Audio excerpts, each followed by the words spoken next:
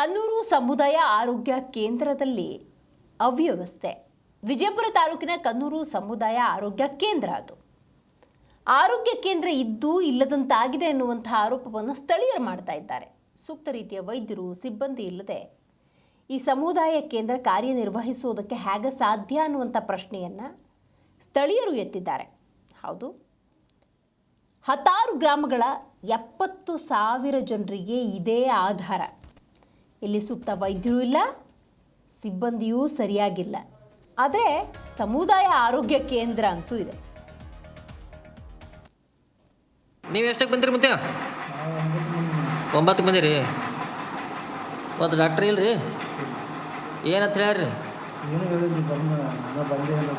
ಬಂದೇ ಇಲ್ಲ ತಯಾರಿ. ಡಾಕ್ಟ್ರ್ ಬರ್ತಾನೆ ಕುಂಟ್ರದು. ಏನಾಗ್ಯಾರ ನಿಮ್ಗೆ?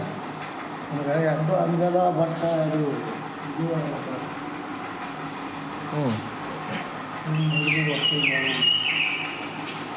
ಆಯ್ತು. ದೃಶ್ಯದಲ್ಲಿ ಗಮನಿಸ್ತಾ ಇದ್ದೀರಿ, ಇದು ಸಮುದಾಯ ಆರೋಗ್ಯ ಕೇಂದ್ರ ಕನ್ನೂರು ವಿಭಾಗ.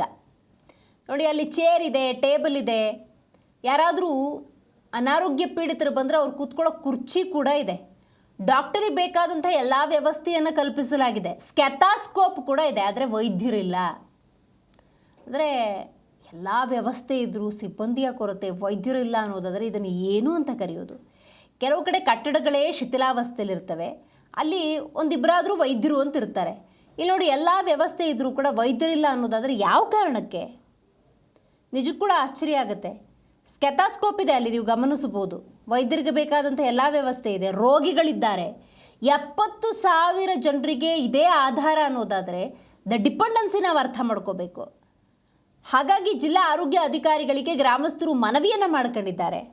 ಶೀಘ್ರ ಪರಿಹಾರ ಬೇಕು ಅಂತ ಕೇಳ್ಕೊಂಡಿದ್ದಾರೆ. ಭರವಸೆ ಸಿಕ್ಕಿದೆ, ಆದರೆ ಕಾರ್ಯರೂಪಕ್ಕೆ ಬಂದಿಲ್ಲ.